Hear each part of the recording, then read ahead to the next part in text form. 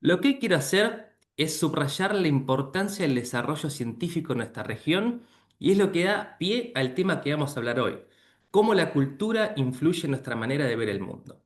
Personalmente celebro que cada vez se use más la evidencia científica para la toma de decisiones, decisiones individuales y hasta gubernamentales. Pero muchas de esas investigaciones que fundamentan las decisiones que vamos a tomar están realizadas con muestras que representan poblaciones que viven en culturas totalmente distintas a las nuestras.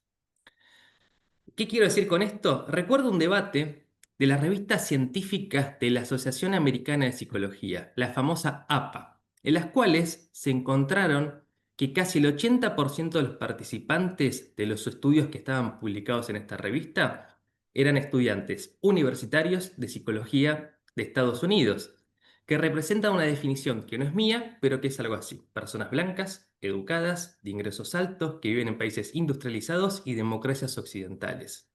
De hecho, con ironía, un periodista estadounidense comentaba que la famosa revista de la APA, titulada Revista de Personalidad y Psicología Social, en realidad debería llamarse Revista de Personalidad y Psicología Social de estudiantes universitarios estadounidenses de introducción a la psicología.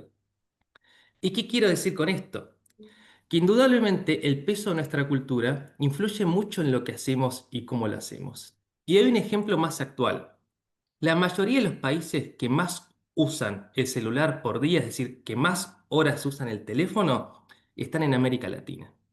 Pero uno se tiene que preguntar, ¿son los mismos teléfonos o muy similares y son las mismas aplicaciones? Entonces, ¿por qué un chileno, un argentino o un colombiano usa más el teléfono celular que un yanqui, un canadiense, un chino o un francés?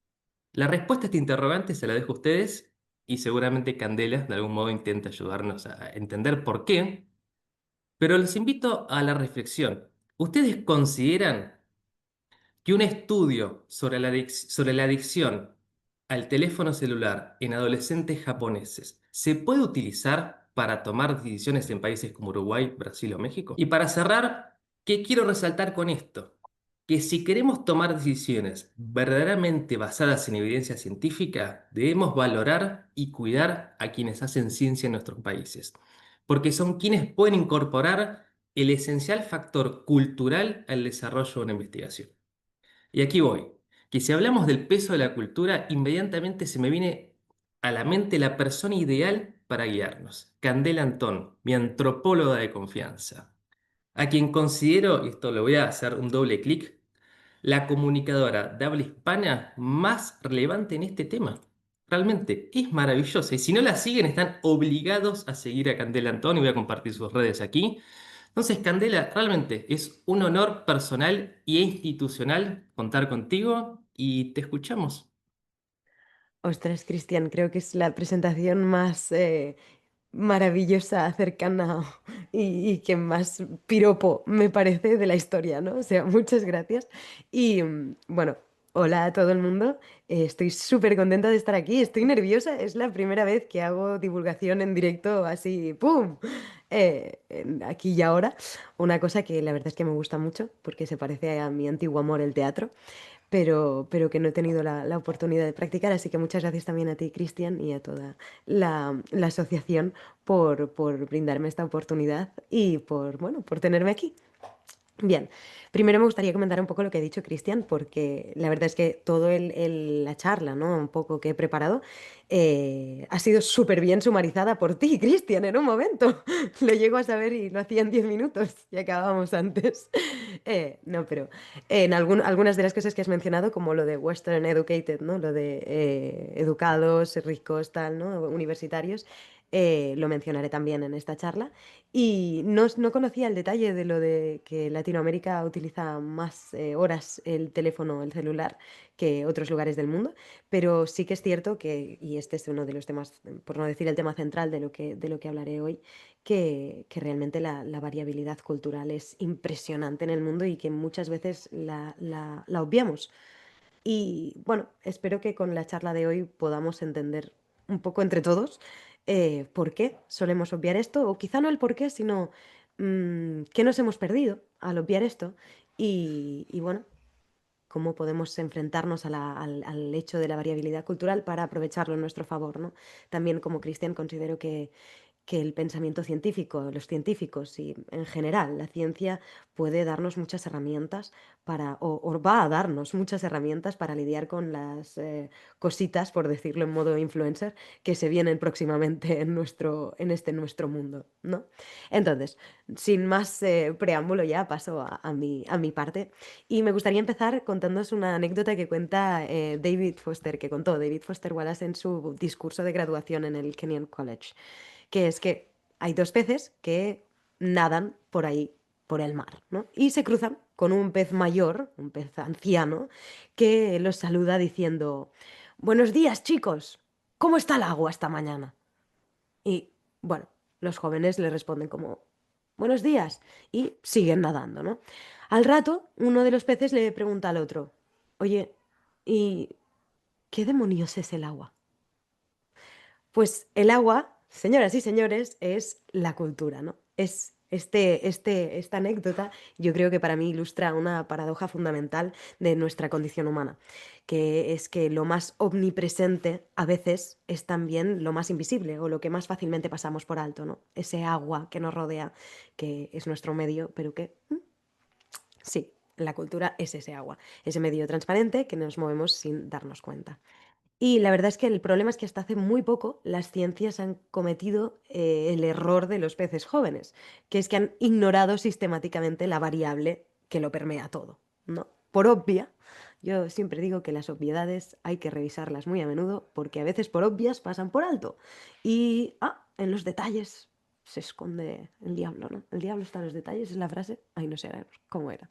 En fin, la cuestión es que durante décadas se ha estudiado el comportamiento humano, ¿no? La cognición, la neurobiología, como si existiera en una especie de vacío cultural, en el éter, ¿no? Flotando en la nada. Como si de alguna manera pudiéramos extraer a los sujetos ¿no? que se usan para las investigaciones de sus contextos simbólicos y examinar su naturaleza humana pura. Palabra contra la que los que me conozcáis por mi divulgación sabréis que tengo una cruzada particular. No hay tal cosa como la naturaleza humana. Pero no me voy a enervar todavía. Voy a seguir y ya os lo explicaré más adelante o en otra ocasión. Bien, yo creo que esto es claramente ingenuo, pero es que además es metodológicamente desastroso, porque equivale a estudiar a esos peces que decía al principio de la anécdota fuera del agua y pretender entender cómo están nadando. No, claramente no se puede. Así que bueno, en la charla de hoy me gustaría un poco explorar por qué esta omisión es un problema científico que yo considero de primer orden.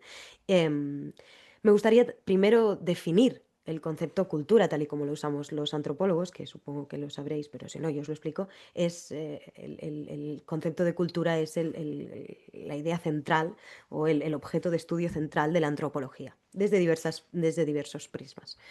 Entonces, como os imaginaréis, le hemos dado mucho al tarro, se le ha dado mucho al tarro, no me voy a sumar a este carro aún, para tratar de explicarlo, ¿no? Luego también pasaremos a intentar entender qué es lo que hace realmente única la cultura humana. Porque no somos los únicos animales que tenemos cultura, pero sí los que hemos montado un pitoste de proporciones épicas, como os podéis imaginar por todo lo que debéis tener, ¿no? Tenemos alrededor. Bueno, yo es que ahora mismo estoy delante solo veo que verde, entonces no veo mucho el pito este humano, pero vamos, se entiende. Entonces, a partir de aquí me gustaría pasar un poquito a hablar de cómo esta variable que se considera blanda, que no se considera ¿no? de peso, de importancia capital en ciertos estudios, moldea de manera concreta y medible incluso la estructura física de nuestros cerebros, ¿no? Lo que también conocemos como neuroplasticidad. Y de postre, bueno, no, perdón. Hablaremos primero un poquito también de genética y de evolución humana y de cómo la cultura se relaciona con estos dos parámetros. Y ya de postre, esto sí, mi guinda del pastel, que os he traído algunas preguntas que los antropólogos tenemos que hacernos para revisar nuestros sesgos culturales a la hora de enfrentarnos al trabajo. Y bueno, os las haré y podéis reflexionar en silencio y reflexionaré con vosotros. Y al final, por supuesto, podréis hacerme preguntas a las que responderé dentro de mi conocimiento y de mis capacidades, como no podía ser de otra forma. Así que vale, vamos con el desafío aparentemente simple, pero conceptualmente complejo de narices de definir lo que es la cultura. Edward Taylor, uno de los pioneros de la antropología británica, dio en 1871 la primera definición sistemática que aún se suele utilizar en las aulas. Bueno, o que aún resuena, de alguna manera se trabaja. Que es que la cultura es ese todo complejo que incluye el conocimiento, las creencias, el arte, la moral, el derecho, las costumbres y cualesquiera otros hábitos y capacidades adquiridos por el hombre en cuanto miembro de la sociedad. Como veis, es una definición bien, ¿no? Se entiende. Y de hecho, era muy revolucionaria para su época, porque de golpe establecía la cultura como un dominio específico de estudio científico. Ya no era suficiente con hablar vagamente de costumbres o de tradiciones. Taylor con esta definición proponía un objeto de estudio con límites definidos. Sin embargo, esa definición yo creo que también refleja los límites de su tiempo porque es muy descriptiva, pero a la vez creo que es un poco teóricamente débil, porque al final enumera componentes, ¿no? He hecho una ristra de es arte, es tal, es cual, es pascual, pero no está explicando mecanismos culturales, en realidad, o sea, no está yendo al meollo. Y aquí es cuando llega el bueno de Franz Boas, que sería como el fundador de la antropología americana, que añadió una dimensión crucial que para mí cambió para siempre cómo entendemos la cultura, que es el concepto del relativismo metodológico. Para Boas, que había sido formado en física, en mates, en geología, en geografía, antes de volverse antropólogo, la cultura, para él la cultura no podía entenderse como una escalera única de progreso humano, con, por supuesto, los europeos en la cima y los primitivos, que son todos los demás, en escalones inferiores, ¿no? Al final, Boas insistía en que cada cultura constituía un sistema coherente de patrones específicos de comportamiento y pensamiento que daban sentido al mundo para un grupo particular. O sea, que la perspectiva que añade Boas de alguna manera no solo es, y a mí me parece, éticamente superior, ¿no? Al final de la escalera evolutiva, bueno, se han derivado muchísimas atrocidades, como os podéis imaginar, ¿no? Y al final la antropología tiene un poco ese inicio puramente colonial de sometimiento y de, al final, de tratar de engrandecer al hombre europeo blanco. Y con hombre europeo blanco digo hombre europeo y blanco. Entonces, está claramente, éticamente, en un espacio un poco más avanzado esta propuesta de Boas. Pero es que además yo creo que científicamente es mucho más rigurosa, porque eliminar esta especie de jerarquía evolutiva implícita en las teorías ¿no? de sus coetáneos le permitía a la vez estudiar cada sistema cultural en sus propios términos, ¿no? Ya no importar copia y pega de otras culturas, sino ver lo que estaba delante de sus ojos en sí mismo. Por supuesto, la revolución boasiana tuvo consecuencias que yo creo que aún se están digiriendo, ¿no? Y implicaba claramente que no existe una perspectiva culturalmente neutra desde la que estudiar otras culturas. Que esto es muy importante porque cuando estudiamos o en ciencia, muchas veces se nos olvida que la persona que hace ciencia, el científico, la científica, tiene un contexto también. No solo tiene que considerar el contexto en sus estudios, tiene que considerar su propio contexto a la hora de abordar las temáticas. Pequeño notapié, pero bueno, queda para largo. Porque al final es esto, ¿no? Este observador observa desde su propio marco cultural y el marco cultural pues condiciona tanto lo que ve como lo que no y como lo que es capaz de llegar a percibir. Bueno, siguiendo con la definición de cultura, luego llega Clifford Geertz, que décadas más tarde profundiza en este aspecto simbólico de la cultura con una metáfora que yo creo que se ha vuelto canónica, que es que Geertz describía la cultura como telarañas de significado que los humanos tejen y en las que acaban viviendo. Para Geertz, influido por la hermenéutica y la filosofía simbólica, la cultura no es simplemente ese comportamiento observable, sino que es el sistema de símbolos compartidos que hace posible interpretar ese comportamiento. En esta concepción de Geertz se desplaza el foco del análisis cultural un poco, ¿no? De los hechos a los significados de esos hechos y de las acciones más a las interpretaciones. Un guiño puede ser un tic nervioso para Geertz, o también puede ser una señal conspiratoria, o incluso podríamos estar parodiando a alguien que hace un guiño, ¿no? O sea, igual. replicar esto podría significar muchísimas cosas y lo importante para Gertz era el significado que había en esa acción, no la acción en sí misma, ¿no? Que claro, la diferencia no está en la contracción muscular, que es idéntica en los casos que hemos dicho, sino que está en la red de significados que permite a que los participantes de una cultura distinguir las alternativas. Ahora podríamos decir que la antropología contemporánea ha refinado un poquito estas concepciones clásicas hacia unas definiciones que yo creo que son un poco más operativas y más susceptibles de investigación empírica. Por ejemplo, Boyd y Richardson, que son pues, pioneros en el campo de la evolución cultural, definen la cultura como la información capaz de afectar el comportamiento de los individuos que adquieren de otros miembros de su especie mediante la enseñanza, la imitación y otras formas de transmisión social. Esta definición de Boyd y Richardson tiene una ventaja, pues que yo creo que es una ventaja metodológica crucial. Nos permite estudiar la cultura como un sistema de información heredable que es, bueno, que puede ser comparable, aunque no idéntico, ya lo veremos más adelante, a la propia herencia genética porque podemos aplicar también es interesante en su estudio, porque es aplicable a modelos matemáticos, medir, yo qué sé, tasas de transmisión o incluso analizar la fidelidad con la que se reproduce o estudiar una deriva cultural, ¿no? De golpe la cultura ahora sí se vuelve un objeto científico manejable y no pierde tampoco aquella cosa especial, ¿no? Su especificidad antropológica. Ahora pasamos como al siguiente punto, que es que creo que durante décadas los científicos han buscado como un poco de forma muy obsesiva el factor que explica el dominio ecológico humano, porque claramente, como decía al principio, hemos dominado todos los hábitats. Es que ninguna otra especie ha colonizado prácticamente cada hábitat de la Tierra, desde los desiertos más áridos hasta el círculo polar ártico. O sea, es que es muy loco.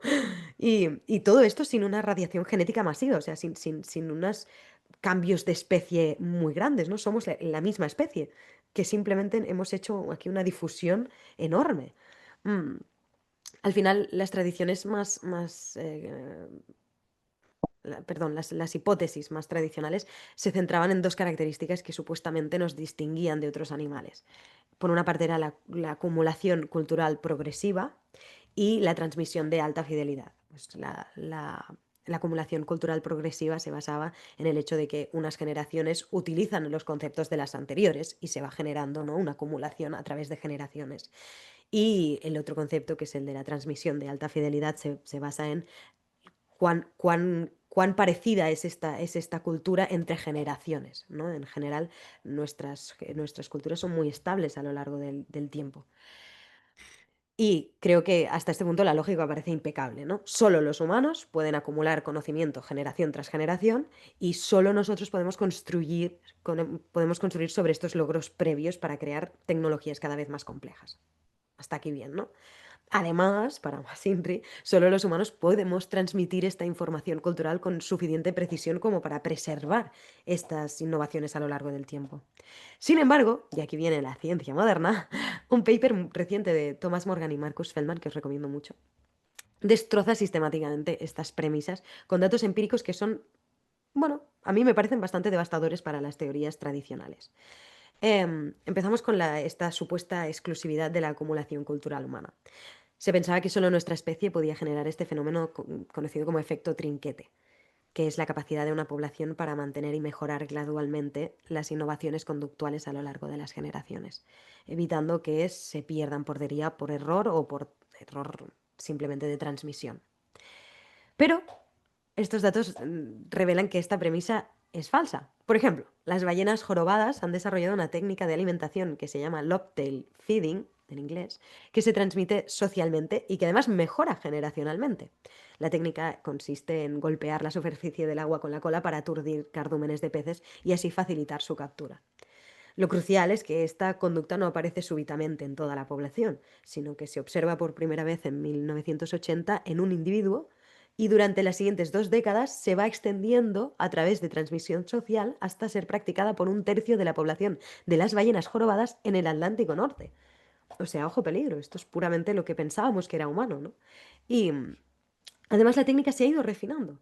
Otro ejemplo más y ya pasamos a lo siguiente. Los cuervos de Nueva Caledonia también presentan un caso que de hecho es aún más loco. Los cuervos fabrican herramientas para extraer insectos de troncos y cortezas, pero no todas las poblaciones utilizan los mismos diseños. Hay unos investigadores que documentaron diferencias regionales en la complejidad de estas herramientas. Algunas poblaciones, por ejemplo, utilizaban simples palitos rectos. Otras habían desarrollado herramientas en forma de gancho, que pues requerían pues, múltiples pasos de fabricación. La distribución geográfica de estos diseños sugiere fuertemente una historia de cambio acumulativo que no es observado directamente, que simplemente es que las innovaciones se han ido añadiendo y se han ido refinando a lo largo de generaciones. Además, el segundo punto es que también creíamos que solo los humanos transmitían información cultural con alta fidelidad, ¿no? Está entendida como esta capacidad de preservar información compleja a través de generaciones sin una degradación significativa que os decía antes, ¿no? Pero es que aquí también se desmorona, porque, y otra vez con los ejemplos, los gorriones de las marismas, por ejemplo, mantienen dialectos vocales estables durante siglos. Em, Hay unos investigadores, luego os pasaré una lista con toda la bibliografía por si os apetece bucear en todo esto, que sé que de golpe estoy lanzando muchas cosas diferentes. Pero bueno, volviendo. Unos investigadores utilizaron métodos filogenéticos para reconstruir la historia evolutiva de todos estos dialectos de canto de estos gorriones y descubrieron que hay algunos elementos vocales que se han transmitido sin cambios durante más de 500 años. O sea, esta estabilidad temporal supera a algunas tradiciones culturales humanas, lo cual ya tiene mérito. Luego están, pues, nuestros primos lejanos, los chimpancés, que conservan posturas de acicalamiento específicas por grupos durante periodos que son muy largos. Em, un investigador documentó que estas posturas que tiene nombre en inglés, que es hand clasp grooming, creo que es. Disculpad mi terrible pronunciación. Pues en estas posturas donde los individuos se acaban acicalando mutuamente mientras sostienen las manos del otro por encima de las cabezas, pues se mantienen estables dentro de grupos específicos durante, pues, al menos 12 años. Incluso cuando la composición del grupo cambia, debido a nacimientos, muertes, migraciones, véase. Y esta estabilidad conductual en el contexto de un cambio demográfico indica también mecanismos de transmisión cultural sorprendentemente robustos. Entonces, vale, si tenemos tradiciones animales que tienen toda esta, ¿no?, complejidad, incluso hay algunas tradiciones animales que tienen registros arqueológicos que se pueden llegar a extender milenios. No sé si lo sabéis, pero actualmente hay una disciplina que se llama la arqueología primate, en la que básicamente se hace arqueología y el objeto de estudio en lugar de Homo sapiens Homo sapiens u otros homínidos o homínidos, pues son los chimpancés y sus tecnologías. Y han encontrado, pues bueno, un montón de tecnologías que perduran en el tiempo. Pero vale, entonces, vale, ya hemos visto que la cultura como fenómeno no es puramente nuestra. ¿Y entonces qué es lo que nos distingue? ¿Qué es lo que nos hace tan especiales? Porque somos un poco especiales, ¿no? Quizá hayamos superado lo de que no somos los elegidos de una entidad divina, a lo mejor no, pero bueno, está claro que sí somos distintos de alguna forma. Pues bien, estos investigadores proponen algo que me parece muy revolucionario, que es que la cultura humana no es única porque acumula conocimiento o porque lo transmite con precisión, es única porque su alcance es abierto. Es decir, su capacidad de transmitir información puede ser sobre cualquier dominio imaginable y no tiene restricciones temáticas aparentes, al menos. O sea, que mientras las culturas animales están invariablemente circunscritas a dominios específicos como la alimentación, la comunicación, el cuidado, la defensa territorial, nuestra cultura puede transmitir información sobre absolutamente cualquier cosa que pueda ser conceptualizada. Desde técnicas específicas de supervivencia ártica, como la construcción de iglúes o la fabricación de arpones de hueso, hasta sistemas abstractos de notación matemática o musical. Básicamente hemos podido transmitir códigos morales complejos que regulan nuestras interacciones sociales y hasta elaborar cosmologías que explican el origen del universo.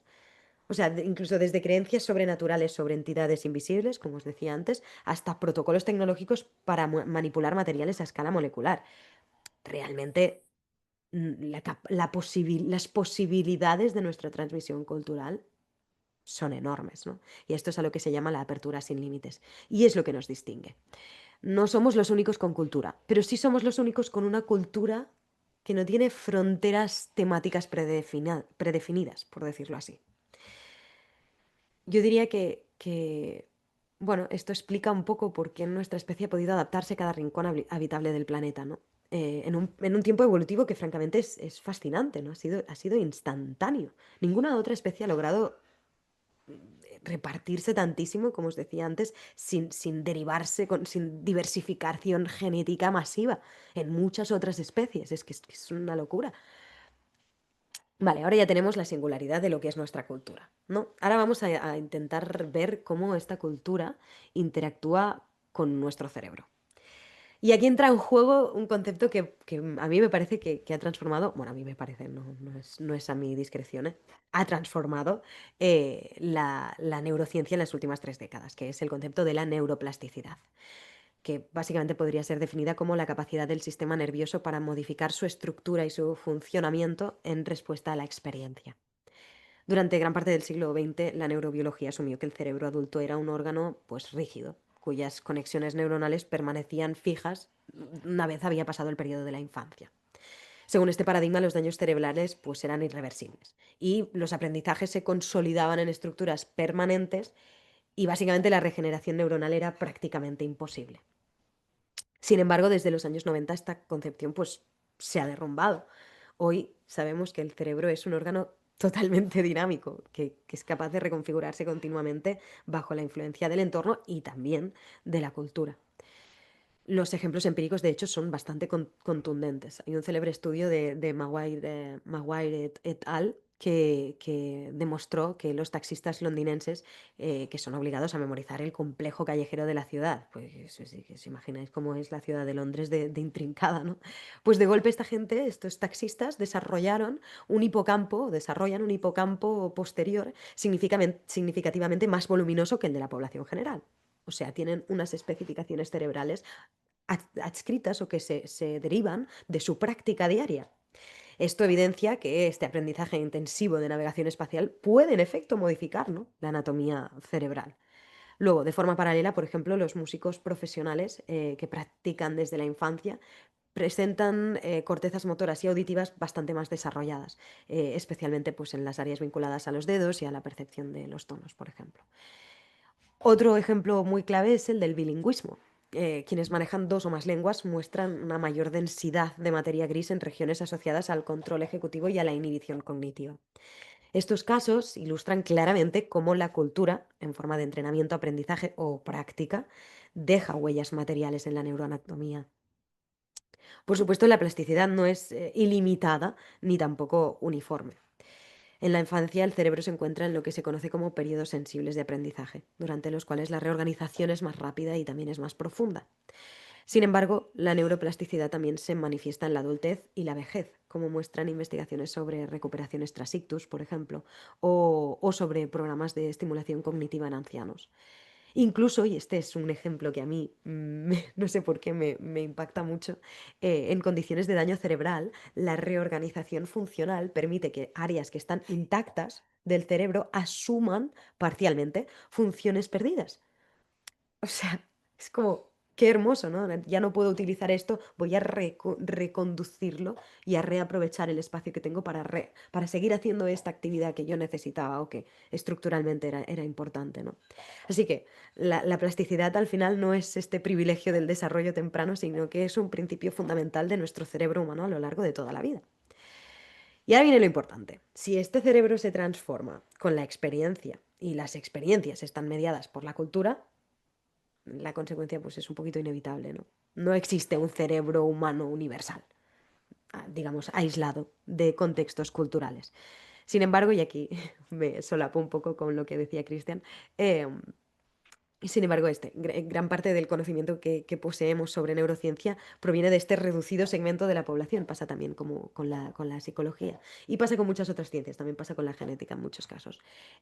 Pues este sesgo ha sido identificado con el acrónimo WEIRD, que en inglés son las siglas de Western, Educated, Industrialized, Rich and Democratic, que es básicamente occidental, educado, industrializado, rico y democrático.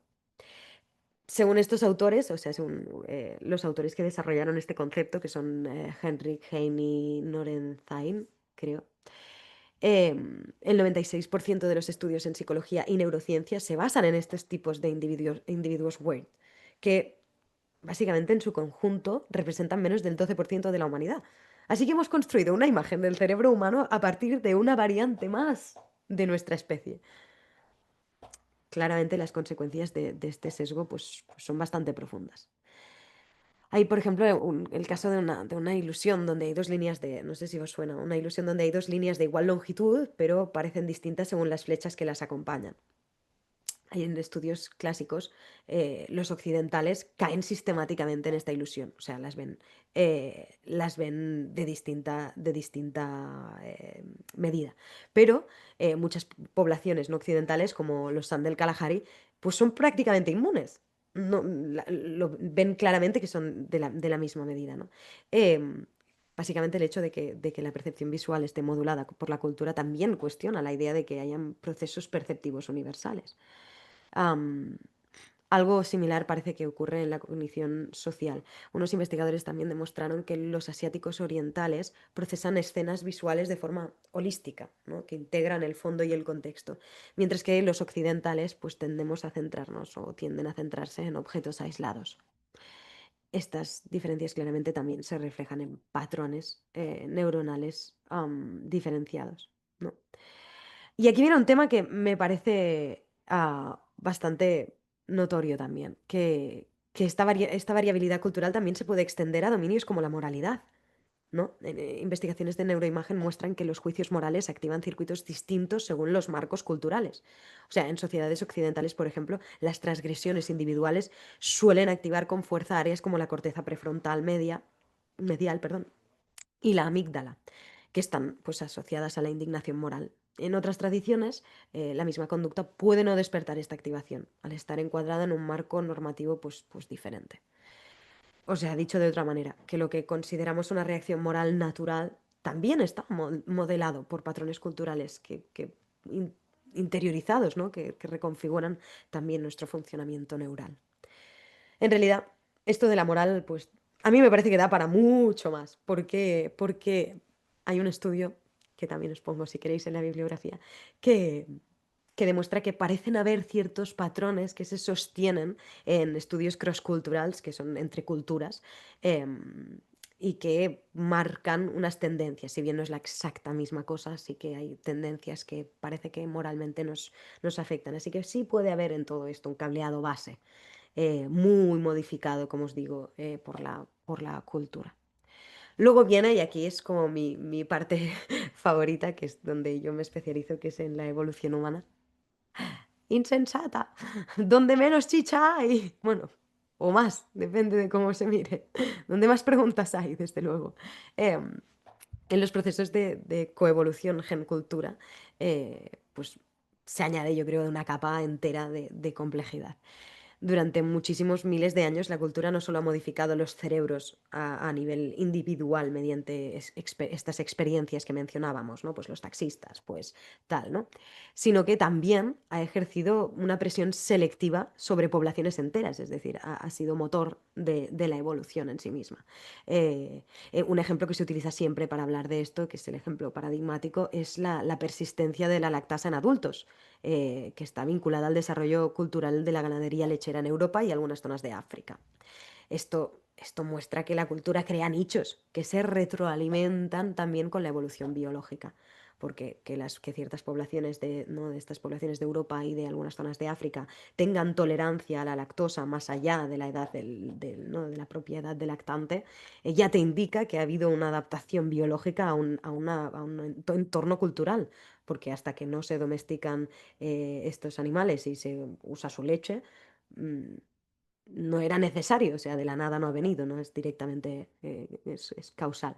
Em, Luego, por ejemplo, a nivel cerebral, la domesticación del fuego y el acceso a los alimentos cocinados, esto se llama la expensive tissue issue, que es una hipótesis que propone que el cerebro, que es muy, muy costoso energéticamente, ha podido desarrollarse a través pues que el segundo órgano más costoso del cuerpo, que es el intestino, se haga más pequeñito. Y esto ha podido ser porque las digestiones podían ser más simples porque se cocinaba la comida, ¿no? Eh, pues eso, claramente la biología y la cultura no son dimensiones independientes, sino que de alguna forma están entrelazadas en procesos que yo creo que son, bueno, que son de retroalimentación constante. Y aún se está explorando mucho sobre esto, o sea, recién estamos llegando a esta movida.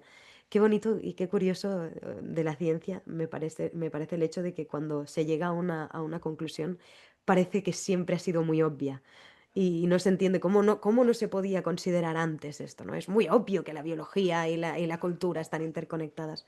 Oh, pero si no entra dentro de tus marcos culturales, precisamente, ¿cómo vas a poder hacer ese link, ¿no? Bueno, pequeño momento de inciso de fascinación de una friki como yo. Bien, yo creo que es importante aquí abandonar, ¿no? La idea de este cerebro humano estándar y ver que hay cerebros pues, culturalmente situados, ¿no? Y vale, pasamos ahora sí bien a lo de... seguimos con el tema de cultura y genética y vamos a este momento que nos conduce al corazón de la evolución humana y a preguntas que para mí son fundamentales sobre nuestra naturaleza como especie, ¿no? Durante décadas, la biología evolutiva, consolidada en la síntesis moderna de los años 30 y 40 del siglo pasado, se centró casi exclusivamente en los genes como mecanismo principal de herencia, ¿no? Suena lo del gen egoísta de Dawkins, de somos las máquinas de supervivencia de nuestros genes, los genes son inmortales porque se replican ad eternum, nosotros solo los transportamos, ¿no? Esta es un poco la movida, era un poco la movida de Dawkins. Pues bien, bajo este paradigma la cultura era vista como una especie de epifenómeno, ¿no? Un barniz superficial que se aplicaba sobre una esencia biológica fija, aquello que estaba ahí inmutable. Básicamente lo que ha llevado a esto, ¿no? Es a que la biología molecular haya recibido grandes recursos de pasta, de dinero, para desentrañar el ADN, mientras que la cultura haya quedado un poco como, pues, como el hermano no tan avispado, ¿no? Que no era el lápiz más afilado del estuche y se quedó un poco en segundo plano. Y bueno, asociada a las humanidades, denostada como las humanidades, y por supuesto con escasa relevancia en la explicación de procesos evolutivos profundos. Pero a todo cerdo le llega su San Martín y esta visión ahora claramente se ha vuelto súper insostenible, porque toda la acumulación de evidencia muestra que la herencia biológica opera a través de múltiples vías, no solo genéticas, sino también no genéticas. Y aquí entran en juego dos pedazos de científicas que son Eva Jablonka y Marion Lamb, que en 2005 sistematizan esta idea en su influyente propuesta que se llama Las cuatro dimensiones de la herencia. La primera de estas cuatro dimensiones es el sistema genético clásico basado en esa replicación del ADN. La segunda es el sistema epigenético, donde las marcas químicas como la metilación del ADN pues acaban transmitiendo patrones de activación y de silenciamiento, ¿no? Básicamente esto implica que el entorno hace que nuestra información genética llamada genotipo se exprese de una forma o de otra, ¿no? ¿Qué es el fenotipo? Cómo se expresa nuestro código se llama fenotipo. Pues básicamente el entorno puede afectar a los genes que se expresan y que se silencian. Ergo, pueden afectar a la forma en que la genética se expresa. ¿De acuerdo? Así que sí, es relevante y es importante. Luego, la tercera sería el sistema conductual, que permite la transmisión social de aprendizajes y estrategias adaptativas, que es claramente pues, documentado en animales, primates, aves, por ejemplo, un poco lo que mencionábamos, ¿no? Em, y luego está la cuarta, que es la vuelta de tuerca a esta humana, ¿no? Que es el sistema simbólico que es exclusivo en su complejidad de nuestra especie, ¿no? Que abarca pues, el lenguaje, las abstracciones, los marcos culturales y posibilita esa acumulación ilimitada de conocimiento, ese, como le llamaban los investigadores de antes, que creo que no se ha dicho el término original, open-endedness, que es una palabra que a mí ya me suena hasta poética de tanto que la he pensado. A veces pasan estas movidas, ¿no? Bien, pues yo creo que la diferencia crucial entre la evolución, digamos, biológica a nivel genética y la cultural es básicamente de velocidad. Los cambios genéticos requieren miles de años para fijarse en poblaciones, mientras que la evolución cultural puede transformar radicalmente formas de vida en décadas o incluso menos. Si no, pensad cómo vivimos nosotros ahora y comparad con cómo vivían hace 500 años. 500 años a nivel evolutivo es un suspiro, apenas un eructito. Entonces, wow, ¿no? Por ejemplo, la revolución neolítica, que es hace 10.000 años, medio, 10.000 años, pues va desde 12.000 hasta 5.000, 6.000, depende de los lugares.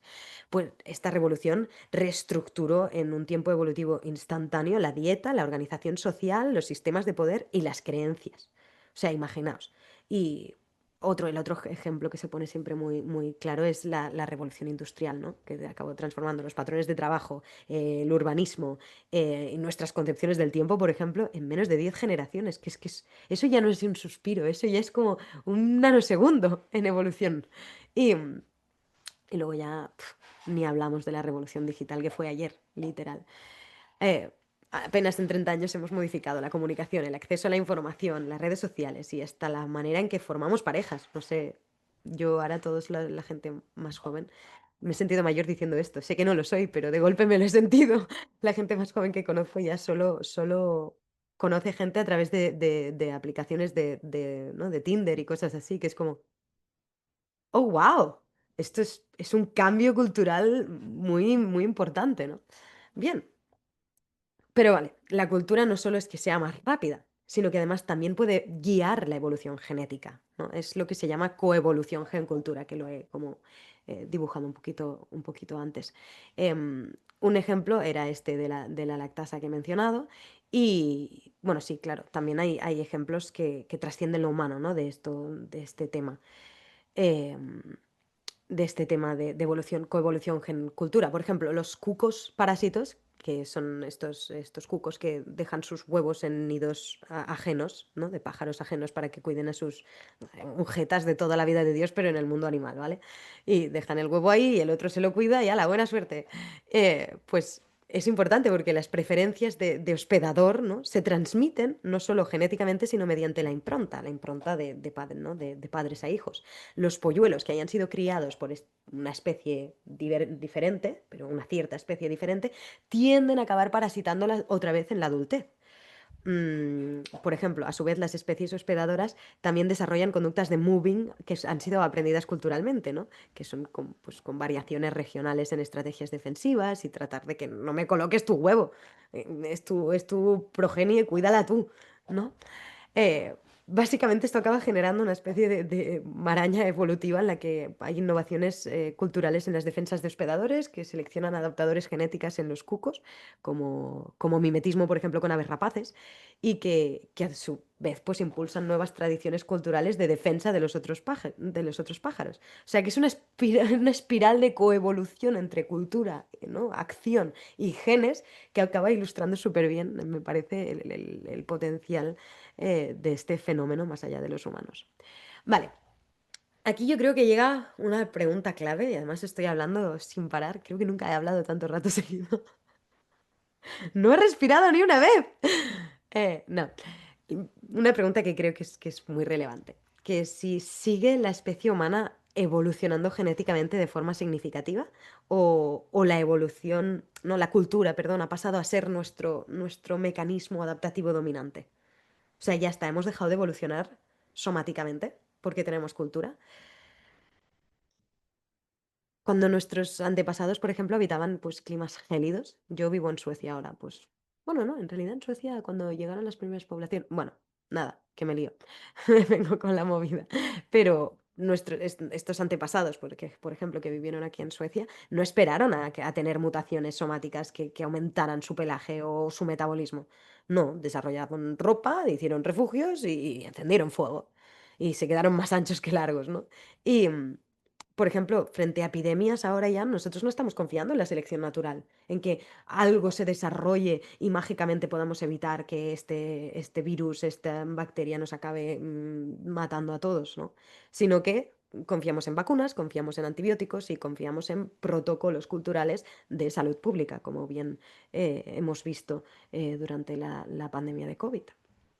O sea que Mira, incluso también ante limitaciones alimentarias tampoco es que evolucionemos nuevos metabolismos, sino que de golpe pues venimos con una idea radical que es, ¿y si no me espero a que la tierra me dé lo que le salga de las narices, sino que le planto yo y me dé lo que yo quiera? Que esto lo tenemos normalizadísimo, pero si lo piensas un solo segundo dices, ¿perdona? ¿Y estos animales, estos monos calvos, por qué se han venido tan arriba de golpe? O sea, ¿qué ha sido esto? De golpe, claro, mm, desarrollamos agricultura, desarrollamos agricultura intensiva, ni más ni menos, ¿no? Desarrollamos comercio global y desarrollamos de golpe, ¡pum!, biotecnología. Esto, todo esto, que ahora digo así un poco de forma, un poco de broma, para quitar hierro, ha llevado a algunos teóricos a hablar de una esfera de liberación evolutiva, por decirlo así, donde la cultura atenúa o sustituye presiones selectivas que durante miles de millones de años han estado moldeando la vida. O sea que sí, la evolución genética sigue existiendo, ¿vale? La variación heredable, digamos que nunca desaparece, pero su peso relativo parece cada vez menor frente a la rapidez y a la eficacia de nuestras adaptaciones culturales o de las adaptaciones culturales. Ya veremos dónde acaban otros animales también. Somos quizá, eso sí, la primera especie en la historia de la Tierra que ha desarrollado ese mecanismo de herencia específico, ¿no? Esa cultura con ese open-endedness que es capaz de competir y en la mayoría de los contextos actuales también superar al genético base como fuerza adaptativa pues, principal, ¿no? De ahí que yo creo que hablar de lo que es natural en el ser humano es una necedad, porque no podríamos reconocer lo que es natural entre la maraña de cambios que se han producido a través de la forma en que hemos decidido hacer las cosas. Sé que esto es muy inquietante porque quiere decir que no hay una moral absoluta a la que adscribirse y nos deja un poco huérfanos, pero yo creo que es una grandísima oportunidad para por primera vez como especie tomar la sartén por el mango y decir, si nosotros decidimos nuestro destino, vamos a sentarnos y vamos a buscar formas de decidirlo bien. Y yo creo que eso da mucho poder. Pero bueno, una vez hecho aquí el statement ideológico, sigo con la parte cultural. Am, Al final, mm, en esta evolución humana actual nos estamos jugando, más que los genes, nos estamos jugando, la estamos jugando, ¿no? Como decía, en los sistemas simbólicos que estamos creando y que además compartimos. Am, Ahora bien, y ahora ya estamos llegando un poco al final de lo que yo había planeado y vamos un poco a la parte vivencial práctica de este pedazo de rollazo que os he pegado. Am, si la cultura es capaz de alterar el rumbo evolutivo de nuestra especie entera, si es capaz de modificar plásticamente nuestros cerebros, si es capaz de hacer todas las locuras que hemos estado viendo durante estos 40 y pico minutos, ¿cómo no va a dejar huella en la manera en que cada uno de nosotros piensa, siente o percibe el mundo? ¿No? Esta es la gran pregunta y para mí es el siguiente paso de nuestra reflexión. Am, ya no vamos a mirar la escala de miles de millones de años o de poblaciones enteras, sino que me gustaría que vayamos a un momento que cambiemos de lente y nos fuéramos a la intimidad de la percepción cotidiana. Ahí donde la cultura de alguna forma se vuelve invisible, como ese agua, porque está en todas partes. Creo que este es el punto más incómodo, reconozco, pero también creo que es el más fértil de la conversación de hoy, que los antropólogos tenemos muy claro porque creo que básicamente hemos tenido que desarrollar esto que en otras ciencias pues se ha tardado mucho en aceptar, que es que nunca podemos observar objetivamente aquello de lo que formamos parte. Por eso, la etnografía, que es el estudio de otras formas culturales o de la nuestra propia, ¿no? De una forma cultural, empieza siempre con un gesto de autorreflexión.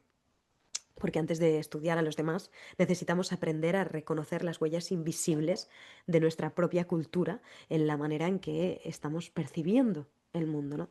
Así que quiero proponeros este pequeño ejercicio. No hace falta que nadie responda en voz alta, ¿vale? Me gustaría más que fuera algo de un pensamiento interior hacia adentro. Y tampoco quiero que os fijéis solo en lo que contestáis, ¿no? No, no es una cuestión del objetivo.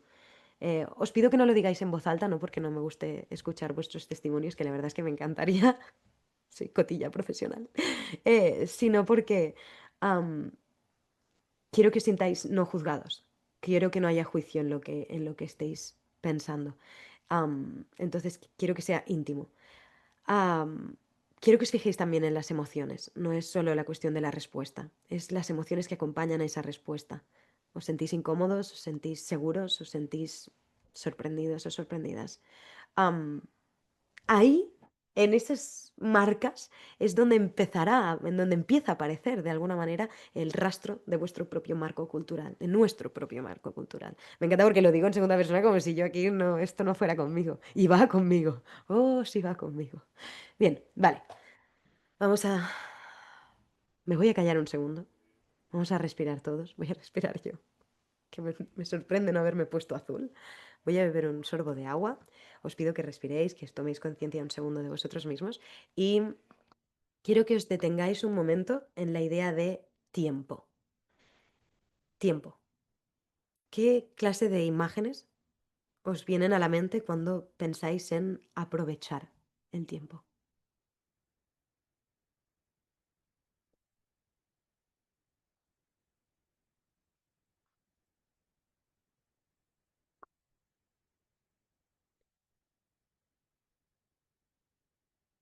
¿Qué sentís cuando alguien llega tarde, por ejemplo? O cuando no hay un reloj que marque la pauta de la cantidad de tiempo que tiene que durar alguna de vuestras actividades.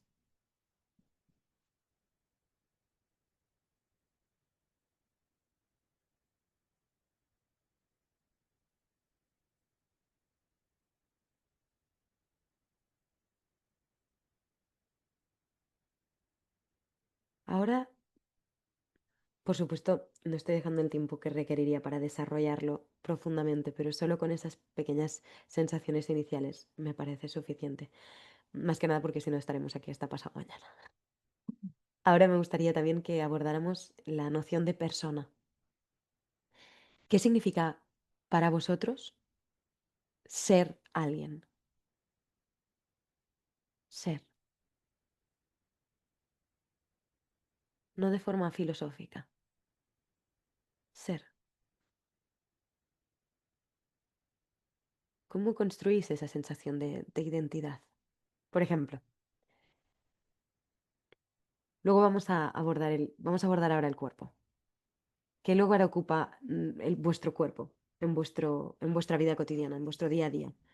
Am, o, por ejemplo, ¿qué cosas aplicadas? Hola. Ah, disculpa, tengo una pequeña... Hola. No es dar respuestas definitivas, sino advertir cómo todas las certezas que damos por naturales en realidad pues son formas culturales aprendidas, ¿no? Y que detrás de lo natural que os decía, ¿no? Tengo muchas cruzadas ahora que lo reviso. He dicho varias veces, esto, con esto tengo una, contra esto tengo una cruzada. Vaya, hombre, habrá que revisar eso también. Pues bien, ¿no? Que a veces lo que damos por natural no es más que aquello en lo que se nos ha criado. Que, de nuevo, parece una obviedad, pero por obvio nos pasa por alto.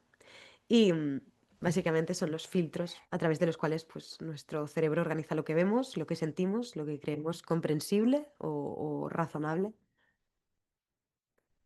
¿Has encontrado un algodón? ¿Qué vas a hacer con eso? Pues bien, para mí reconocer los límites propios ¿no? Mis vías en inglés, o sea, mis sesgos culturales, no es no es un signo de debilidad. Que a veces, ¿no? La reflexión, el aceptar que nos equivocamos, el ver que nuestros marcos pueden o no ser legítimos, o pueden ser ilegítimos más bien, se nos hace como terrible ¿no? Inabastable, ¿no? No podemos soportarlo. Pero no pasa nada, no nos hace más débiles. Yo creo que todo lo contrario, es un gesto de rigor porque creo que la objetividad no se consigue ignorando la cultura, sino aprendiendo a tomarla como una variable. Y cuando logramos mirar de frente a la estructura cultural que habitamos, creo que es cuando podemos empezar a abrir un diálogo real con otras formas de habitar el mundo y construir pues, un conocimiento más amplio, más honesto y al final, sinceramente, más humano. Vale, llegamos ya a las conclusiones. Y quiero ser clara con las implicaciones de todo de lo que hemos estado discutiendo. Am, Porque la cultura que es lo que hemos estado diciendo todo el rato, ¿no? No solo influye en cómo interpretamos la realidad, sino que además, y esto es lo más importante, sobre todo para el tiempo que estamos viviendo, participa activamente en su construcción. Nuestras categorías conceptuales, nuestros marcos perceptivos, nuestras prioridades atencionales están culturalmente mediadas de manera tan profunda que la distinción entre lo objetivo y lo cultural es problemática de narices, ¿vale? Pero esto no nos conduce a un relativismo absoluto, ¿no? Que es esa cosa de, pues si todo es posible, nada importa, ¿no? Que es al final la deriva del nihilismo, que es para mí una caricatura intelectual donde al final todas las perspectivas son igualmente válidas porque alguien las tiene, ¿no? Eh, Esto nos lleva al relativismo, creo que debería llevarnos al relativismo metodológico, que es que reconocer nuestros marcos culturales para poder dialogar productivamente con marcos diferentes y eventualmente pues, construir un conocimiento más robusto. Em, Creo que claramente el futuro de las ciencias cognitivas, de la psicología, de la neurobiología, pasa, bueno, de la genética, pasa por pues, integrar la variable cultural y no como factor de confusión que hay que controlar, sino como una variable constitutiva del fenómeno humano, ¿no? Que los estudios con poblaciones weird no son incorrectos, no es que estén mal, es que son incompletos. Strong Genética ha dado pie a barbaridades muy heavies. Necesitamos neurociencia culturalmente diversa, psicología que no sea occidentalizada y modelos cognitivos que incorporen la variabilidad cultural como también una característica central. Y volviendo a lo que os decía de que la estructura cultural moldea el futuro, creo que es muy importante que seamos conscientes de que las narrativas que nuestras culturas han estado alimentando también son formas de hacer pervivir a la propia cultura, ¿no? Y esto, un detalle, nota a pie de página, que no es específicamente sobre la cultura, pero que me parece muy interesante, que es el concepto de resiliencia.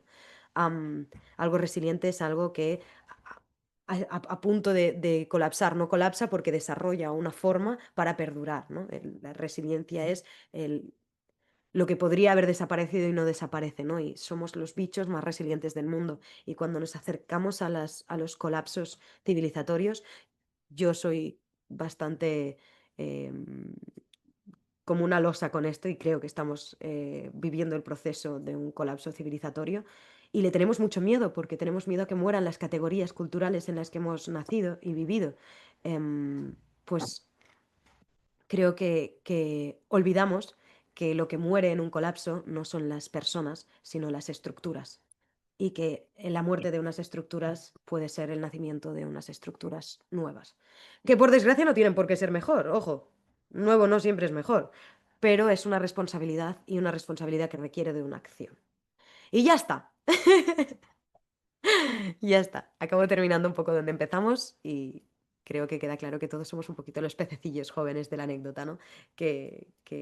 Pues todos estos conocimientos que hemos estado compartiendo y que seguro conoceréis o dominaréis, pues pueden enseñarnos, mostrarnos el agua y pueden señalar que estamos pues nadando en ella.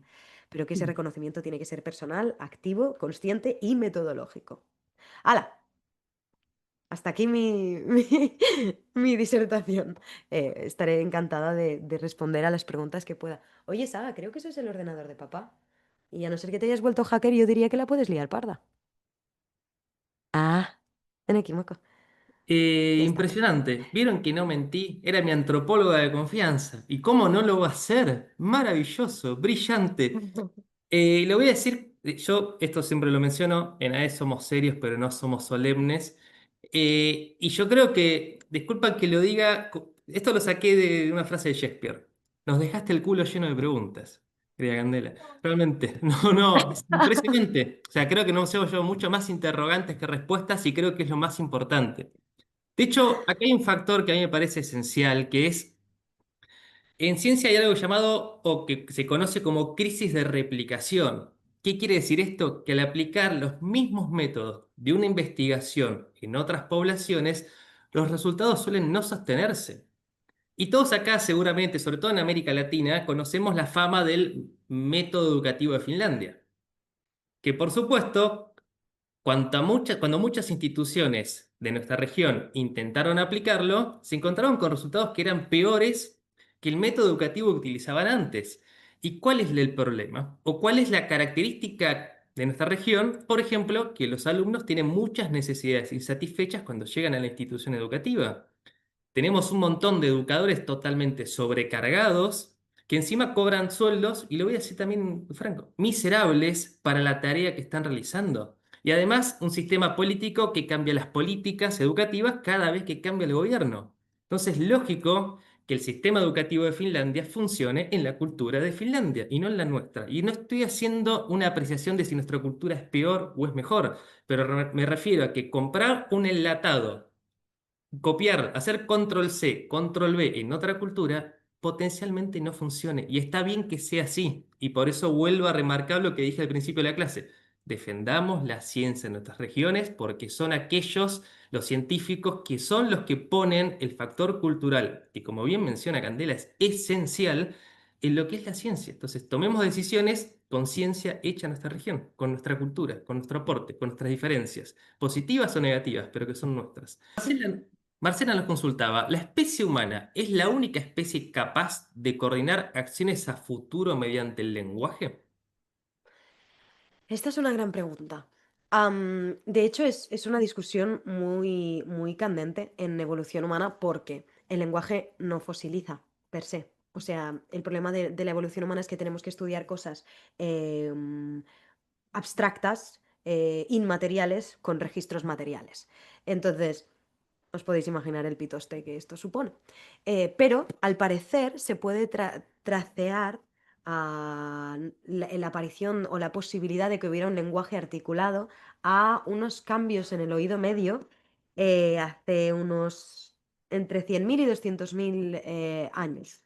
No podemos aseverar que fuéramos la única, la verdad. Eh, Podemos decir que somos una de las que lo ha desarrollado. Podría ser que Neandertales también tuviera una cierta capacidad lingüística.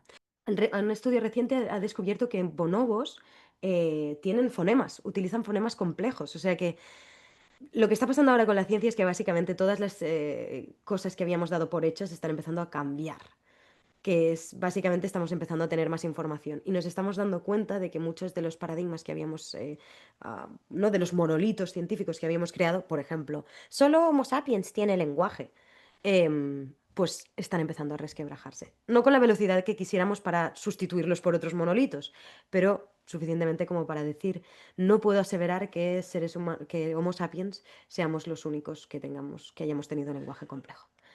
Toma camino largo para responder, lo siento. Mil gracias por la pregunta y la respuesta. Pierre y Verónica preguntan algo eh, que le voy a, o sea, no mantén al mensajero, ¿no? Pero dice, bueno, preguntan si esta neuroplasticidad es nuestro talón de Aquiles y que de algún modo la cultura woke ha hecho cierto uso de eso. A ver. Primero, como siempre, me gustaría si podéis definir woke, porque cultura woke últimamente está siendo un concepto instrumentalizado de forma ideológica. Es decir, que me explico.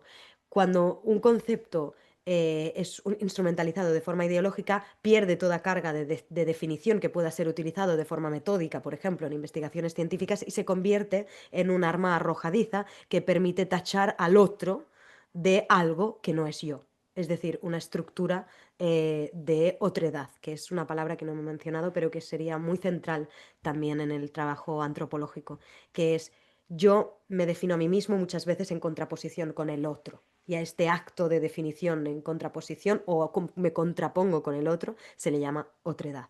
Entonces, si definimos woke como las personas que han despertado, o dicen, ¿no? En su definición original, acuñada en los 90 si no me equivoco, por un filósofo, si no me equivoco, am, que era básicamente las personas que despertaban a un sistema basado en la opresión de unas clases por otras. Am, pues si volvemos a la pregunta, era, ¿la neuroplasticidad ha sido algo aprovechado por lo Talón woke? de Aquiles, claro. El talón de Aquiles, no. La plasticidad es es nuestra posibilidad. Es lo que somos, es lo que tenemos. Y el uso que le demos, por ejemplo, De hecho, te diré, los movimientos de odio reaccionarios se alimentan muchísimo más de la neuroplasticidad que lo woke. Lo woke es, en esencia, una reacción a una acción sostenida en el tiempo, que es el sometimiento de gran parte de la humanidad por parte de una pequeña élite. Esta sería la explicación. En su origen inicial, no sé cómo definiríais woke y por eso creo que toda la pregunta se supeditaría la respuesta de la pregunta debería supeditarse a vuestra definición de woke, que creo por el planteamiento de la pregunta que difiere del mío.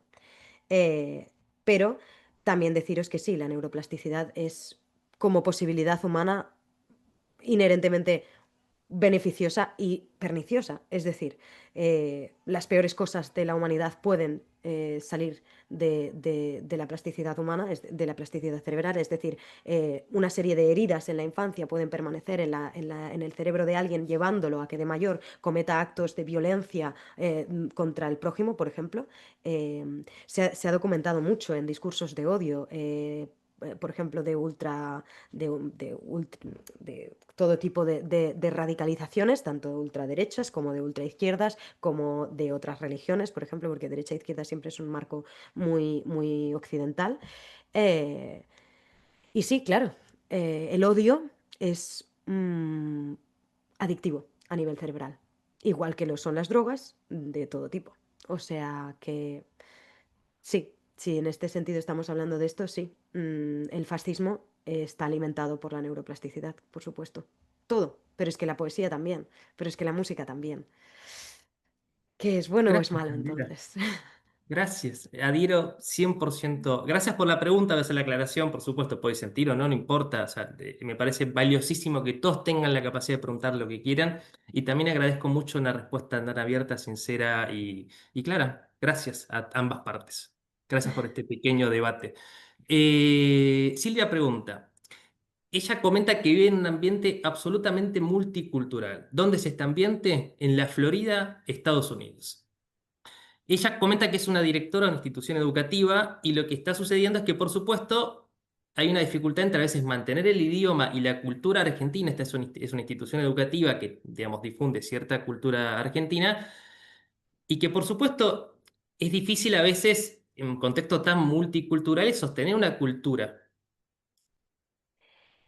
La gran pregunta es, ¿hay alguna estrategia o algo o es parte de lo natural que todo se mezcle? ¿Somos un café con leche, una mezcla? No hay un... Yo voy a hacer creo, o sea, me precio de ser una persona que puedo ser muy radical en mis ideas ideológicas individuales en mi día a día, pero en realidad busco muchísimo, y quizá mi idea más radical es que busco mucho el punto medio de las cosas, ¿no? Es decir, vamos a intentar entender en lugar de reaccionar a algo. Entonces, hecho este pequeño precis, os explico por qué lo estoy haciendo. En España, por ejemplo, hay mucho, mucho tema ahora mismo y en muchos otros lugares. Me cuadra que está pasando, es un movimiento que está pasando en todo el mundo y que es sintomático de algo también. Un problema muy grande con la inmigración, ¿no? Los que vienen de otro lugar con una cultura diferente, me están comiendo mi propia cultura. ¿Es eso cierto? Sí. Sí, no, no, es cierto. Tu cultura es probable que cambie si estás sujeta a presiones. Eh, Me gustaría preguntar qué es la cultura argentina, ¿no? En este caso, cuando decís qué es cultura argentina, habría que definir cultura argentina. Definamos siempre lo que vamos a utilizar. Porque, por ejemplo, cultura española es una serie de prácticas cristalizadas a lo largo del tiempo que provienen, en el caso de España, además en muchos casos, de también ¿no? Una variabilidad cultural muy grande. Por ejemplo, la península ibérica estuvo habitada en gran parte por personas musulmanas, árabes durante muchos siglos. Entonces, sí, España también es musulmana hasta cierto punto, ¿no? Incluso parte de nuestras palabras, de nuestras tradiciones, son de origen árabe. Entonces, claro, aquí te peta la cabeza, ¿no? Sí, es verdad, es difícil porque pasa y cuando lo ves pasar en directo es complejo. Pues eso, que de alguna forma es normal sentir esto, pero es que a la vez es inevitable. Y sobre todo estamos enfrentando un proceso de cambio climático, por no llamar de destrucción, pero vamos a ser polite. no vamos a ser educados. Estamos viviendo un proceso de destrucción climática en la que las personas más vulnerables a los climas extremos están siendo las que menos posibles tienen, ¿no? Las que menos posibilidades económicas o capacidad tienen. Por lo tanto, muchas de estas personas empezarán a ir a países donde aparentemente haya más posibilidades. O sea que van a haber muchos movimientos y por tanto van a haber muchas reacciones. Porque sí, nos venimos arriba y somos un animal especial, pero no dejamos de ser animales y reaccionamos muchas veces como tal. Un cierto fascismo es una reacción animal, visceral, a una proliferación de una cultura diferente muchas veces. No lo estoy justificando, no creo que sea justificable y creo que podríamos estar por encima de ello. Pues eso, que creo que como todo fenómeno debe ser abordado desde una perspectiva compleja y sin tratar de caer en absolutismos, ¿no?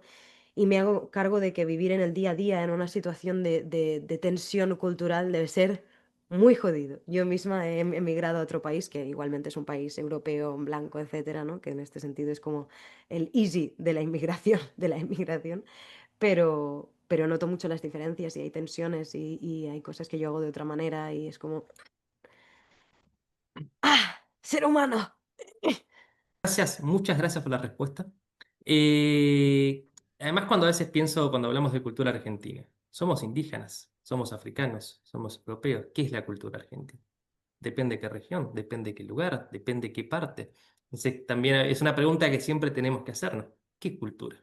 Porque un país, los límites llegaron mucho después que las culturas, que las personas, que las poblaciones, entonces, que las costumbres. Entonces, alguien un día dijo, hasta acá es mi país, acá comienza el tuyo. Pero eso sucedió muy después, es muy reciente en la historia de la humanidad. Candela, si te parece, voy con la última consulta, sobre todo para que puedas hablar con tu hija, es un fin de semana y está enferma más que Gracias. nunca. Entonces, Bueno, voy con está la con su padre, última. que es Bueno, está muy enough. bien, como corresponde además, como corresponde. Ahí está. Entonces, si te parece, vamos con la última. Vale, perfecto. Perfecto. Muy bien.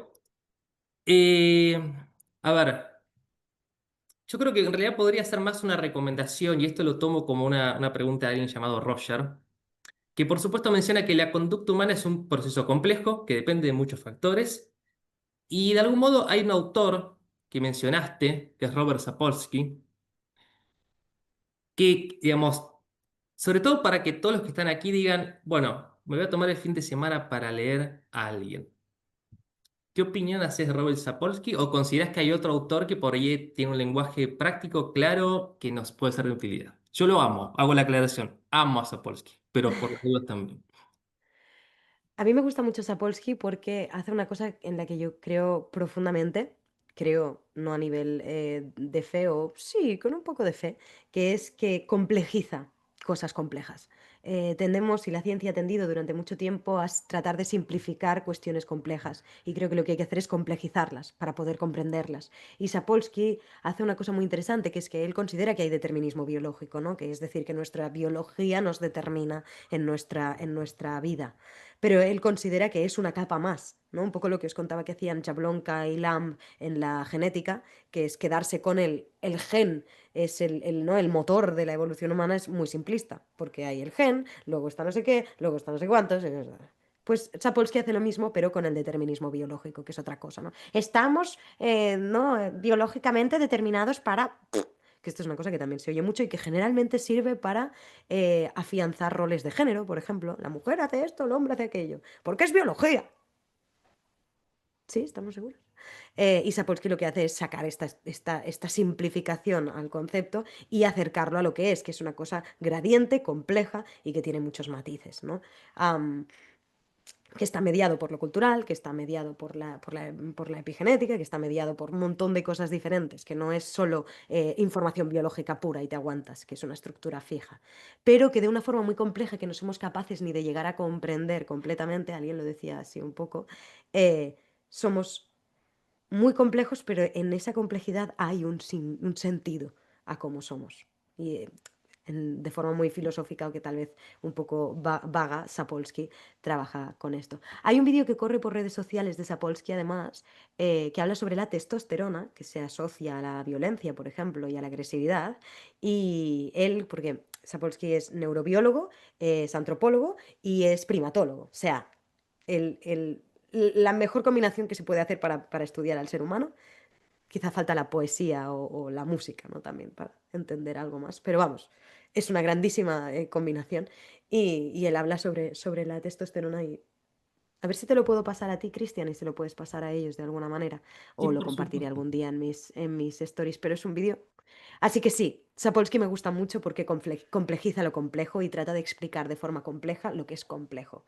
Tiene un libro que se llama Compórtate, en imperativo, que es un título maravilloso, estaréis de acuerdo conmigo, que os recomiendo mucho. Así que ya tenéis lectura para hoy y para mañana y para, bueno, dos Y meses también más adelante. en nuestras regiones se encuentra, de manera bastante sencilla o muchas librerías, Decidido, de Sapolsky, que también ahora justamente la toma de decisión y cómo toda nuestra cultura influye en lo que, en el té o en el gusto de té que estamos eligiendo. Es Yo este no lo he espectacular, leído aún, ¿me lo recomiendas? es Me maravilloso. quedé en La, el... pri- la primera mitad, espectacular. La segunda es una repetición de la primera mitad, pero la Ah, primera mitad de Decidido es de los mejores libros que he leído en los últimos años. oh, qué bien Eh, suena. Gracias, Candela, Cristian. por favor, ¿alguna reflexión final? ¿Alguna recomendación? Sobre todo, a mí me gusta cerrar con esta idea de, según tu sesgo, tu experiencia y tu cultura, ¿alguna recomendación para los que estamos aquí? Yo mi recomendación es tal vez un poco reincidir sobre lo incidido, pero de forma un poco más sintética, que es, estamos viviendo y vamos a vivir tiempos bastante complejos. Cosa que puede uno pensar, hostia, qué putada evolutiva, ¿no? Que me haya tocado esto, pero que a la vez es como, bueno, la oportunidad de hacer algo, ¿no?